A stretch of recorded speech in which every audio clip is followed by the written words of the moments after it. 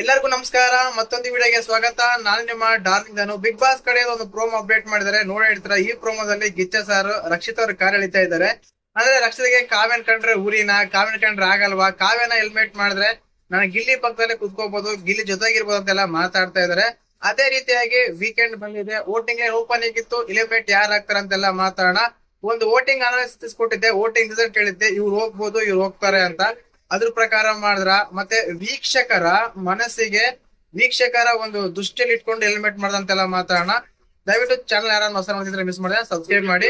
ಮುಖ್ಯವಾಗಿ ಪ್ರೋಮೋ ವಿಷಯ ಬರ್ತೀನಿ. ಖಂಡಿತವಾಗ್ಲೂ ಕೆಲವರು ವೀಕ್ಷಕರ ಮನಸ್ಸಲ್ಲಿ ಆ ಕಾವ್ಯನ್ ಕಂಡ್ರೆ ರಕ್ಷಿತಗೆ ಏನಕ್ಕಪ್ಪ ಆಗಲ್ಲ, ಏನಕ್ಕೆಲ್ಲ ಹಿಂಗ್ ಮಾತಾಡ್ತಾರೆ ಅಂತ ಅನಿಸ್ತಾ ಇತ್ತು. ಅದೇ ಆಗ್ತಾ ಇದೆ ಖಂಡಿತವಾಗ್ಲು.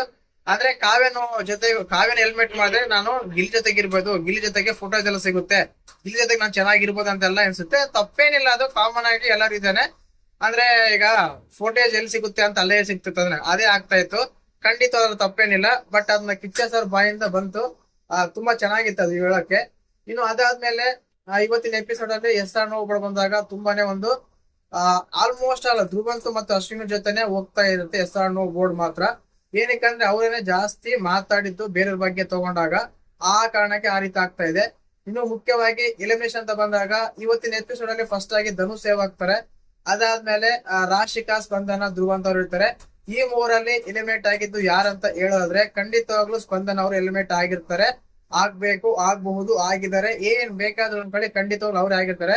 ಕಾರಣ ಏನಂದ್ರೆ ಇದಕ್ಕಿಂತ ಮುಂಚೆ ನಾನು ಹೇಳಿದ್ದೆ, ವೋಟಿಂಗ್ ಅಲ್ಲಿ ತಗೊಂಡಾಗ ಸ್ಪಂದನ ವೋಟ್ ಬರ್ತಾ ಇದೆ compared to Dhruvanth and Rashika. ಆದ್ರೂ ಕೂಡ ಒಂದು ವೀಕ್ಷಕರ ಆಡಿಯನ್ಸ್ ಇದಾರಲ್ಲ, 3-4 ವರಿಂದ ಸ್ಪಂದನ ಹೋಗ್ಬೇಕಾಗಿತ್ತು, ಹೋಗ್ತಾ ಇದ್ರು ಇನ್ನೂ ಹೋಗಿಲ್ಲ ಅಂತೆಲ್ಲ ಮಾತಾಡ್ತಿದ್ವಲ್ಲ, ಆ ಕಾರಣಕ್ಕೆ ಹೆಲ್ಮೆಟ್ ಮಾಡಿದ ಅಂತ ಅನ್ಸುತ್ತೆ.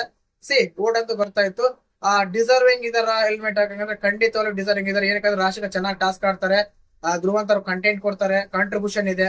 ಕಂಪೇರ್ ಟು ಇವರಿಬ್ಬರಿಗೆ ಖಂಡಿತವಾಗ್ಲೂ ಸ್ಪಂದನ ಹೋಗಿದ್ದು ಒಳ್ಳೇದಾಯ್ತು. ಸ್ಪಂದನ ಹೋಗ್ಬೇಕಾಗಿತ್ತು, ಹೋಗಿದ್ದಾರೆ. ಸ್ಪಂದನ ಹೆಲ್ಮೆಟ್ ಆಗಿರೋದು.